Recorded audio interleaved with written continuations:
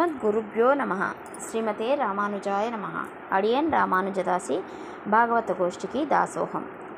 పూర్వాచార్య వైభవంలో 5వ వారైన పెరియ నంబి గారి గురించి ఇవాళ తెలుసుకుందాం. వీరు శ్రీరంగంలో అవతరించిరి. వీరు మార్గశీర్ష మాసంలో జ్యేష్ఠ నక్షత్రంలో అవతరించారు. స్వామి యామనాచార్యులను ఆశ్రయించి శిష్యులు అయినారు.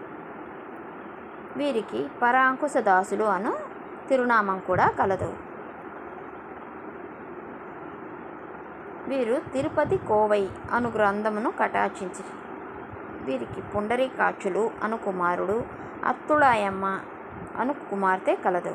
భగవద్ రామానుజులు కంచి వరదరాజ పెరుమాళ్లతో నేను ఎవరిని ఆశ్రయించాలి అనగా మహాపౌర్ణులైన పెరియ నంబి గారిని ఆశ్రయించమని వరదరాజ పెరుమాళ్లే చెప్పుట వీరి గొప్పతనం. తమ తోటి విద్యార్థి అయిన పంచమ కులంలో పుట్టిన మారనేరి నంబి గారికి బ్రహ్మమేధ సంస్కారం చేసిరి. ఊరి వారంతా వ్యతిరేకించగా నంబెరుమాళ్ వీరు చేసినది నాకు ఆనందము కలిగినది అని పలకగా ఊరివారంతా వచ్చి వీరి కాళ్ళపై పడిరి. వీరు వరదరాజ పెరుమాళ్ళు ఆజ్ఞచే రామాంజుల వారికి పంచ సంస్కారం చేయ నిశ్చయించిరి.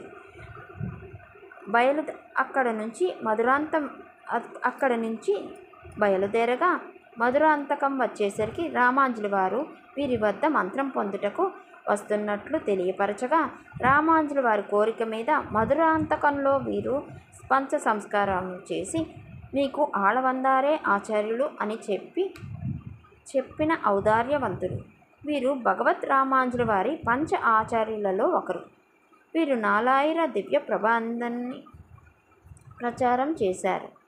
తురుష్కులు దండయాత్ర చేసి విగ్రహాలను దోచుకుంటూ ఉంటే నంబెరుమాళ్ళకి ఏమీ జరగకూడదు అని కోవెల చుట్టూ అనేక ప్రదక్షిణాలు చేయుటచే పెరుమాళ్ళు యందు వీరికి గల ప్రావీణ్యం తెలుస్తుంది.